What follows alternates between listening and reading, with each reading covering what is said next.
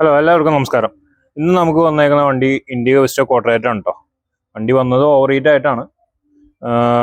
Check ചെയ്തപ്പോൾ തെർമോസ്റ്റാറ്റിന്റെ വാൽവിന്റെ അവിടെ നിന്ന് ലീക്ക് ഉണ്ടായിരുന്നു, ഹീറ്ററിന്റെ എല്ലാം ലീക്ക് ഉണ്ടായിരുന്നു, ഹീറ്ററിന്റെ ഹോസ് കാര്യങ്ങളെല്ലാം ലീക്ക് ഉണ്ടായിരുന്നു. റേഡിയേറ്റർ ഫുള്ള് ചോക്കായിരുന്നു. വെള്ളമാണ് ഇതിൽ യൂസ് ചെയ്തിട്ടുണ്ടായിരുന്നത്. അപ്പൊ കൂളന്റ് പ്രാധാന്യം ഉണ്ട് വണ്ടികൾക്ക്. അപ്പൊ ചിലർ പറയും അതിന്റെ ആവശ്യമൊന്നുമില്ല, ഞങ്ങൾ വണ്ടി ഇപ്പോഴും വെള്ളം ഒഴിച്ചിട്ട് ഓടിക്കണേന്നുള്ളത്. വെള്ളം ഒഴിച്ച് ഓടിക്കുന്നതുകൊണ്ട് കുഴപ്പമൊന്നുമില്ല. പക്ഷെ ചില സമയത്ത് പണി കിട്ടുമ്പോൾ നല്ല മുട്ടൻ പണിയായിരിക്കും കിട്ടുന്നുണ്ടാവുക. അത് യാതൊരു സംശയമില്ല കാര്യത്തിൽ. ഇപ്പൊ അങ്ങനെ ഒരു പണി കിട്ടിയിട്ടാണ് ഞാൻ ഇരിക്കുന്നത്. ഇതെല്ലാം ക്ലിയർ ചെയ്തു, വണ്ടി ഓടിച്ചു നോക്കി, ടെസ്റ്റ് ഡ്രൈവ് നടത്തി.